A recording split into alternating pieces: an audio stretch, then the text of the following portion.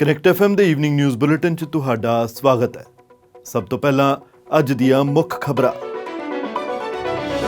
BC ਵਿੱਚ ਇਸ ਸਾਲ ਹਰ ਰੋਜ਼ ਔਸਤਨ 5 ਲੋਕਾਂ ਨੇ ਓਵਰਡੋਜ਼ ਕਾਰਨ ਗਵਾਈ ਜਾਨ। ਕੋਰੋਨਰ ਨੇ ਕੀਤਾ ਅੰਕੜਿਆਂ ਦਾ ਖੁਲਾਸਾ। BC ਵਿੱਚ ICU 'ਚ ਦਾਖਲ ਵਾਇਰਸ ਪੀੜਤਾਂ ਦੀ ਗਿਣਤੀ ਨੇ ਤੋੜੇ ਰਿਕਾਰਡ। ਡਾਕਟਰ ਬੌਨੀ ਹੈਨਰੀ ਨੂੰ ਵੈਕਸੀਨੇਸ਼ਨ ਪ੍ਰਕਿਰਿਆ 'ਚ ਤੇਜ਼ੀ ਦੀ ਆਸ। ਸਰੀ ਕੋਲ ਹਾਈਵੇ ਤੇ ਡਿੱਗੇ ਸੋਫੇ ਨੇ ਲਵਾਈਆਂ ਬ੍ਰੇਕਾਂ। 5 ਗੱਡੀਆਂ ਦੀ ਟੱਕਰ। ਵੈਕਸੀਨ ਵੰਡ ਦੇ ਮੁਖੀ ਮੇਜਰ ਜਨਰਲ ਡੈਨੀ ਫੋਰਟੇ ਨੇ ਦੱਸਿਆ ਕੈਨੇਡਾ 'ਚ 15 ਮਿਲੀਅਨ ਤੋਂ ਵੱਧ ਵੈਕਸੀਨ ਖੁਰਾਕਾਂ ਦੀ ਹੋ ਚੁੱਕੀ ਵੰਡ। ਭਾਰਤ 'ਚ ਪੱਛਮ ਬੰਗਾਲ, ਅਸਾਮ, ਕੇਰਲ, ਪੁਡੂਚੇਰੀ ਤੇ ਤਾਮਿਲਨਾਡੂ 'ਚ ਚੋਣਾਂ ਸੰਪੰਨ। ਐਗਜ਼ਿਟ ਪੋਲਸ ਵਿੱਚ ਬੰਗਾਲ 'ਚ ਮਮਤਾ ਦੀ ਜਿੱਤ ਦੇ ਸੰਕੇਤ। ਤੇ ਹੁਣ ਖਬਰਾਂ ਵਿਸਤਾਰ ਦੇ ਨਾਲ। BC ਕੋਰੋਨਰ ਸਰਵਿਸ ਨੇ ਮਾਰਚ ਮਹੀਨੇ ਦੇ ਓਵਰਡੋਜ਼ ਸੰਬੰਧੀ ਮੌਤਾਂ ਦੇ ਅੰਕੜੇ ਸਾਂਝੇ ਕੀਤੇ ਹੈ।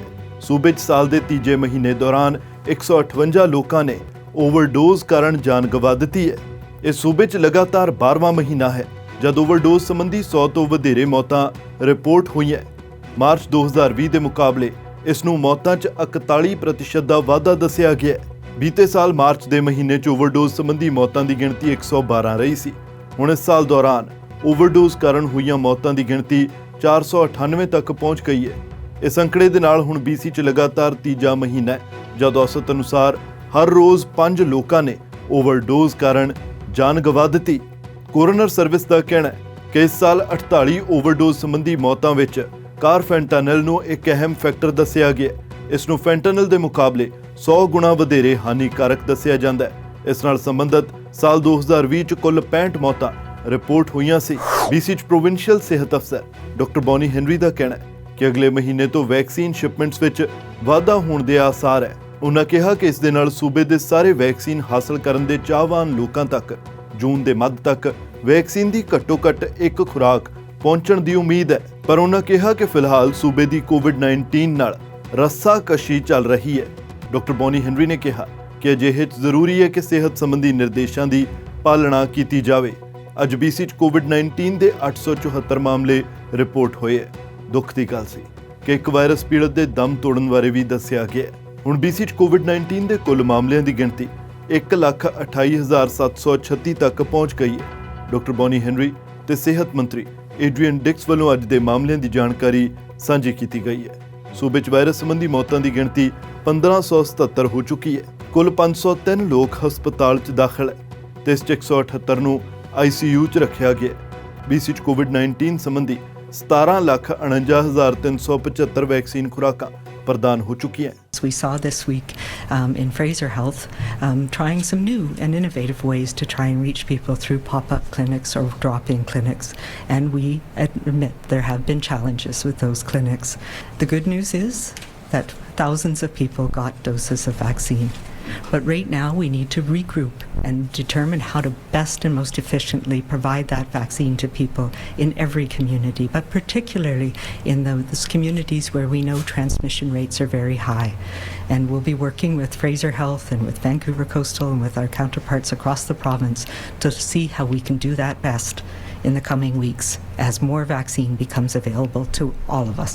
ਸਰੀ ਦੇ ਵਿੱਚ ਇੱਕ ਵਾਹਨ ਤੋਂ ਡਿੱਗੇ ਸੋਫੇ ਕਾਰਨ ਅੱਜ ਸਵੇਰੇ ਹਾਈਵੇ ਤੇ 5 ਗੱਡੀਆਂ ਦੀ ਟੱਕਰ ਹੋ ਗਈ। ਜਾਣਕਾਰੀ ਅਨੁਸਾਰ ਇਹ ਘਟਨਾ ਅੱਜ ਸਵੇਰੇ ਕਰੀਬ 10 ਵਜੇ ਹਾਈਵੇ 99 ਤੇ ਸਰਪੈਂਟਾਈਨ ਰਿਵਰ ਓਵਰਪਾਸ ਦੇ ਕੋਲ ਵਾਪਰੀ। ਪੁਲਿਸ ਤੇ ਐਮਰਜੈਂਸੀ ਕਰੂ ਨੂੰ ਮੌਕੇ ਤੇ ਸੱਦਿਆ ਗਿਆ ਸੀ। ਦੱਸਿਆ ਗਿਆ ਕਿ ਇੱਕ ਵਿਅਕਤੀ ਨੂੰ ਹਸਪਤਾਲ ਵੀ ਪਹੁੰਚਾਇਆ ਗਿਆ ਸੀ। ਇੱਕ ਗੱਡੀ ਨੇ ਸੜਕ ਤੇ ਡਿੱਗੇ ਸੋਫੇ ਕਾਰਨ ਟੱਕਰ ਤੋਂ ਬਚਾਅ ਲਈ ਅਚਾਨਕ ਬ੍ਰੇਕ ਲਗਾ ਦਿੱਤੀ ਸੀ, ਜਿਸ ਤੋਂ ਬਾਅਦ ਇੱਕ ਤੋਂ ਬਾਅਦ ਇੱਕ 5 ਗੱਡੀਆਂ ਆਪਸ ਵਿੱਚ ਟਕਰਾ ਗਈਆਂ। ਸੋਫਾ ਜਿਸ ਵੀ ਗੱਡੀ ਤੋਂ ਡਿੱਗਿਆ ਉਹ ਮੌਕੇ ਤੇ ਨਹੀਂ ਰੁਕੇ ਸਨ। ਨਨਾਈਮੋ 'ਚ ਪੁਲਿਸ ਦਾ ਕਹਿਣਾ ਹੈ ਕਿ ਇੱਕ ਔਰਤ ਨਾਲ ਕਰੀਬ $27,000 ਦੀ ਠੱਗੀ ਵੱਜ ਗਈ ਹੈ ਤੇ ਉਹਨਾਂ ਦੱਸਿਆ ਕਿ ਔਰਤ ਨੂੰ ਕੋਈ ਆਸ ਨਹੀਂ ਹੈ ਕਿ ਉਸ ਦਾ ਪੈਸਾ ਵਾਪਸ ਮੁੜ ਸਕੇਗਾ। ਇਹ ਔਰਤ ਇੱਕ ਲੋਟਰੀ ਸਕੈਮ ਦਾ ਨਿਸ਼ਾਨਾ ਬਣ ਗਈ, ਜਿਸ ਦੌਰਾਨ ਉਸ ਨੂੰ ਦੱਸਿਆ ਗਿਆ ਸੀ ਕਿ ਉਸਨੇ $750 ਮਿਲੀਅਨ ਦੀ ਰਾਸ਼ੀ ਜਿੱਤ ਲਈ ਹੈ। ਪੁਲਿਸ ਨੇ ਦੱਸਿਆ ਕਿ ਪੀੜਤ ਔਰਤ ਨੂੰ ਬੀਤੇ ਮਹੀਨੇ ਕਈ ਵਾਰ ਕਾਲਸ ਆਈਆਂ ਤੇ ਉਸ ਨੂੰ ਇੱਕ ਵਿਅਕਤੀ ਨੇ ਦੱਸਿਆ ਕਿ ਉਸਨੇ ਲੋਟਰੀ ਦਾ ਗ੍ਰੈਂਡ ਇਨਾਮ ਜਿੱਤ ਲਿਆ। ਉਸ ਨੂੰ ਦੱਸਿਆ ਗਿਆ ਕਿ ਇਹ ਰਕਮ ਹਾਸਲ ਕਰਨ ਲਈ ਉਸ ਨੂੰ ਕੁਝ ਟੈਕਸਾਂ ਦੀ ਐਡਵਾਂਸ ਵਿੱਚ ਭਰਪਾਈ ਕਰਨੀ ਪਵੇਗੀ। ਇਸ ਤੋਂ ਬਾਅਦ ਅਗਲੇ 3 ਹਫ਼ਤਿਆਂ ਦੌਰਾਨ ਉਸਨੇ ਕਰੀਬ $16,000 ਕੈਸ਼ ਤੇ ਕਰੀਬ $10,200 ਦੇ ਗਿਫਟ ਕਾਰਡ ਉੱਤਰੀ ਅਮਰੀਕਾ ਦੇ ਵੱਖੋ ਵੱਖਰੇ ਪਤਿਆਂ ਤੇ ਭੇਜ ਦਿੱਤੇ।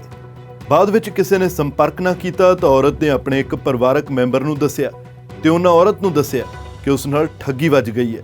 ਪੀੜਤ ਔਰਤ ਦੀ ਪਛਾਣ ਜਨਤਕ ਨਹੀਂ ਕੀਤੀ ਗਈ ਹੈ।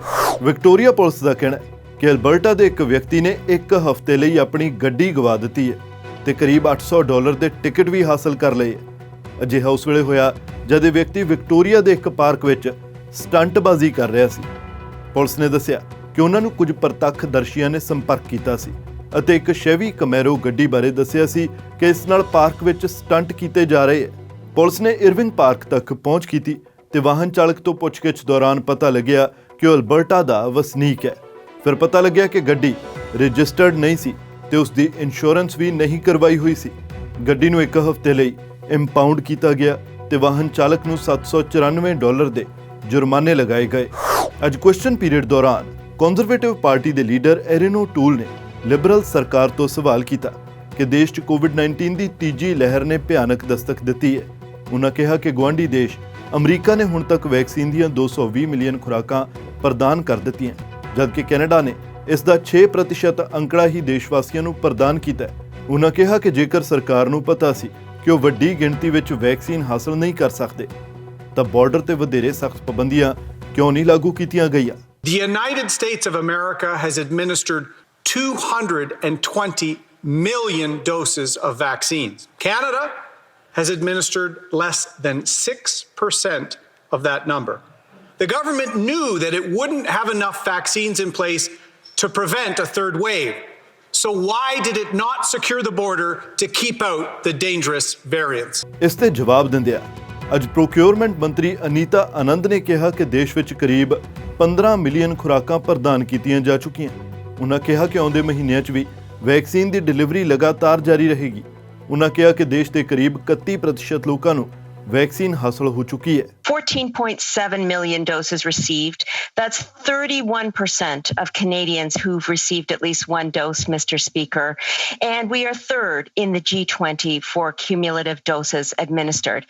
Mr. Speaker, we're going to see 2 million doses of Pfizer coming into this country in the month of May per week and 2.5 million doses per week in the month of June. Canada ਵਿੱਚ ਕੋਵਿਡ-19 vaccine ਦੀ ਵੰਡ ਦੇ ਮੁਖੀ major general Danny ਫੋਰਟੈਨ ਦਾ ਕਹਿਣਾ ਹੈ ਕਿ Canada ਵਿੱਚ ਕੋਵਿਡ-19 vaccine ਦੀਆਂ 15 million ਤੋਂ ਵਧੇਰੇ ਖੁਰਾਕਾਂ ਦੀ ਵੰਡ ਕੀਤੀ ਜਾ ਚੁੱਕੀ ਹੈ। ਉਨ੍ਹਾਂ ਦੱਸਿਆ ਕਿ ਕੱਲ ਫਾਈਜ਼ਰ ਵੈਕਸੀਨ ਦੀਆਂ 1 ਮਿਲੀਅਨ ਵੈਕਸੀਨ ਖੁਰਾਕਾਂ ਦੀ ਵੰਡ ਕੀਤੀ ਗਈ ਹੈ। ਉਨ੍ਹਾਂ ਇਹ ਵੀ ਦੱਸਿਆ ਕਿ ਇਸ ਹਫ਼ਤੇ ਮੋਡਰਨਾ ਵੈਕਸੀਨ ਦੀਆਂ 6.5 ਲੱਖ ਵੈਕਸੀਨ ਖੁਰਾਕਾਂ ਦੀ ਵੰਡ ਕੀਤੀ ਜਾ ਰਹੀ ਹੈ। ਉਨ੍ਹਾਂ ਨਾਲ ਹੀ ਦੱਸਿਆ ਕਿ ਬੀਤੇ ਕੱਲ ਜੈਨਸਨ ਵੈਕਸੀਨ ਦੀਆਂ 3 ਲੱਖ ਖੁਰਾਕਾਂ ਦੀ ਡਿਲੀਵਰੀ ਵੀ ਹੋ ਚੁੱਕੀ ਹੈ, ਜਿਨ੍ਹਾਂ ਨੂੰ ਰੀਪੈਕੇਜ ਕਰਨ ਤੋਂ ਬਾਅਦ ਉਸ ਦੀ ਵੰਡ ਸ਼ੁਰੂ ਕੀਤੀ ਜਾਊਗੀ। ਮੇਜਰ ਜਨਰਲ ਡੈਨੀ ਫੋਰਟੈਨ ਨੇ ਦੱਸਿਆ ਕਿ ਅਗਲੇ ਹਫ਼ਤੇ ਤੋਂ ਪ੍ਰਤੀ ਹਫ਼ਤਾ ਫਾਈਜ਼ਰ ਵੈਕਸੀਨ ਦੀਆਂ 2 ਮਿਲੀਅਨ ਖੁਰਾਕਾਂ ਪਹੁੰਚਣ ਜਾ ਰਹੀਆਂ। ਜੂਨ 'ਚ ਇਸ 'ਚ ਹੋਰ ਵਾਧਾ ਹੋਣ ਦੀ ਆਸ ਹੈ।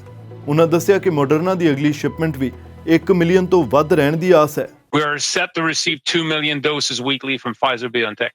In June, this is expected to increase to 2.4 million doses a week. For this quarter, it will bring the total expected of Pfizer-BioNTech doses to more than 24 million. ਪੱਛਮੀ ਬੰਗਾਲ ਵਿੱਚ ਸੱਤਾ ਦੀ ਲੜਾਈ ਦੇ ਫਾਈਨਲ ਫੈਸਲੇ ਲਈ ਅੱਜ ਵੋਟਾਂ ਮੁਕੰਮਲ ਹੋ ਗਈਆਂ।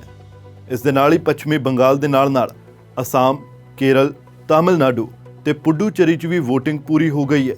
ਇਸ ਤੋਂ ਬਾਅਦ ਹੁਣ ਐਗਜ਼ਿਟ ਪੋਲਸ ਦੇ ਨਤੀਜੇ ਆਉਣੇ ਵੀ ਸ਼ੁਰੂ ਹੋ ਗਏ ਹੈ। ਭਾਰਤ ਦੇ ਵੱਖੋ-ਵੱਖਰੇ ਮੀਡੀਆ ਹਾਊਸਸ ਵੱਲੋਂ ਪੇਸ਼ ਕੀਤੇ ਜਾ ਰਹੇ ਐਗਜ਼ਿਟ ਪੋਲਸ ਵਿੱਚ ਪੱਛਮੀ ਬੰਗਾਲ 'ਚ ਮਮਤਾ ਬੈਨਰਜੀ ਦੀ ਜਿੱਤ ਦਾ ਦਾਅਵਾ ਕੀਤਾ ਜਾ ਰਿਹਾ ਹੈ। ਹਾਲਾਂਕਿ ਭਾਜਪਾ ਦੇ ਖਾਤੇ 'ਚ ਵੀ 100 ਤੋਂ ਵਧੇਰੇ ਸੀਟਾਂ ਆਉਣ ਦਾ ਅਨੁਮਾਨ ਦੱਸਿਆ ਗਿਆ। ਉਧਰ ਤਾਮਿਲਨਾਡੂ 'ਚ DMK ਨੂੰ ਭਾਰੀ ਬਹੁਮਤ ਮਿਲਣ ਦੇ ਆਸਾਰ ਦੱਸੇ ਗਏ ਹੈ।